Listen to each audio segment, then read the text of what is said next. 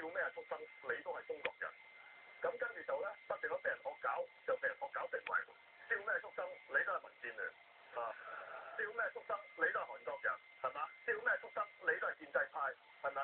佢經過1萬次惡搞之後，亞視幾時試過收視率咁高嘅啫？佢從來未試過有一個劇集咁廣受關注，但係通過呢個惡搞，就人人都知道呢個經典場面啦。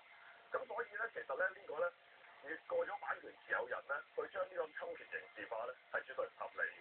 同埋有好多時候，其實頭先都有啲嘉賓就講咗啲例子，有時嗰個惡搞係反而會提升咗一啲人嘅形象㗎嘛。例如最近好著名嘅影星或者佢定係歌星阿陳偉霆，佢係第一個因為一句而我不知道誰是陳偉霆而成為第一個因為不知名而成名嘅藝人。咁你點解去界定嗰個係受侵害定係受得益咧？其實講到尾，根本呢個就係一個政治手段。香港好多部門繼食環署之後，連呢個知識產權署都成為咗政治打手。由頭到尾成件事就係針對住惡搞而嚟。點解要咁驚惡搞？除咗頭先講咗嗰個限制創作自由，頭先講咗好多次啦，二次創作本身就係創作嚟㗎嘛。你話佢創作侵權根本就多餘嘅，二次創作梗係有個原材料喺度取材㗎啦。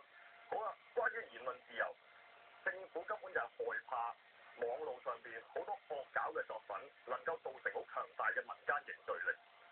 呢個惡搞嘅一啲作品好容易就可以凝聚到民間嘅注意。例如政改方案咁複雜嘅議題，好難令到廣大嘅民眾了解究竟點解香港政府嗰個咁嘅政改方案係倒行逆施。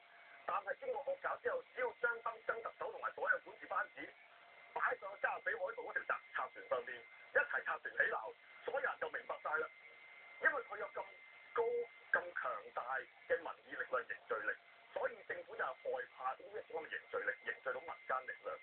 只有最極權嘅政府先至會害怕民間力量得到凝聚。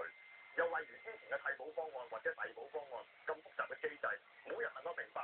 一張林瑞麟食屎嘅圖，大家就明白我哋需要出嚟做乜嘢啦。所以我哋係必須要求惡搞同埋政治諷刺喺呢個條例入邊得到豁免。多謝。下一位係陳正道先生。大家好，